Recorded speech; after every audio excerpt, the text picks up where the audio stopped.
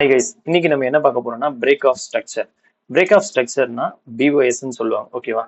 இப்போ பிஓஎஸ் அப்படின்னு எடுத்துக்கிட்டீங்கன்னா ரெண்டு பிஓஎஸ் இருக்கு. ஒன்னு வந்து புல்லிஷ் பிஓஎஸ், அடுத்து வந்து பேரிஷ் பிஓஎஸ். புல்லிஷ் பிஓஎஸ்ன்றது வந்து மார்க்கெட்டோட அப் ட்ரெண்ட்ல பாக்குறது. பேரிஷ் பிஓஎஸ்ன்றது மார்க்கெட்டோட டவுன் ட்ரெண்ட்ல பாக்குறது. ஓகேவா? இதை வந்து சார்ட்ல அப்படியே எடுத்துக்கிட்டீங்கன்னா இது வந்து ஒரு அப் ட்ரெண்டோட சார்ட். ஓகேவா? இங்க வந்து மார்க்கெட் வந்து ஒரு ஹை கிரியேட் ஆயிருக்கு. இங்க இருந்து ஒரு கரெக்ஷன் கொடுத்து ஒரு இம்பல்ஸ் மூவ் மூலமா இந்த ஹையை மார்க்கெட் பிரேக் பண்ணிருக்கு. இந்த இடம் தான் பிரேக் ஆஃப் ஸ்ட்ரக்சர். ஓகேவா? அடுத்த ஹை வந்து இங்க ஃபார்ம் ஆயிருக்கு. இங்க இருந்து ஒரு கரெக்ஷன் கொடுத்து மார்க்கெட் இங்க பிரேக் ஆகி ஹையர் ஹை கிரியேட் ஆயிருக்கு. இந்த இடம் வந்து பிஓஎஸ். ஓகேவா?